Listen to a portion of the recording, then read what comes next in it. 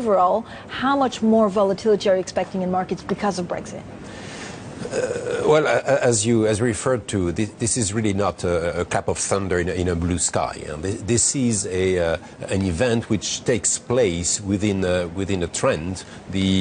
Basically, I guess David Cameron's campaign didn't work because he was too optimistic as to how he could convince UK investors that the euro economy or the European economy was strong enough that it was worth making efforts to remain attached to it, and therefore it is creating a situation where basically Europe, and Germany for that matter, is going to have to decide whether they want to continue that mistake or not.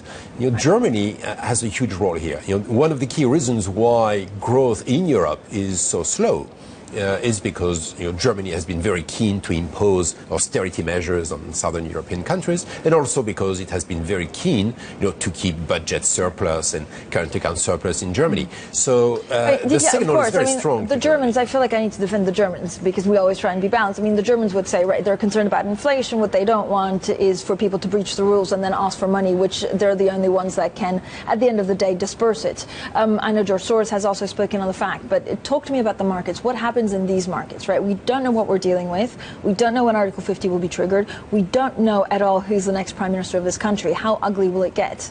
Yeah. But again, this situation is different from the UK, from the rest of the world. The rest of the world is in a situation which is simply a weaker economy, which might get a little bit weaker. If you get 2 quarters recession in the UK, it will have a diluted impact on the rest of Europe, and even more diluted impact on the rest of the world. Emerging markets, in many cases, in particular in Asia, will have just about zero impact.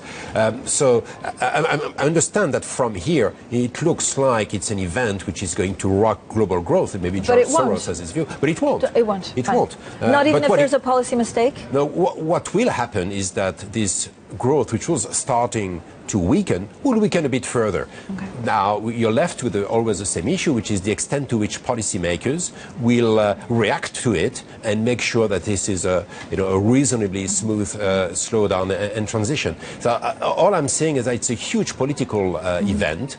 Economically, it could be quite big for the UK, but I think it might be a mistake to consider that it's all doom and gloom for the rest of the world.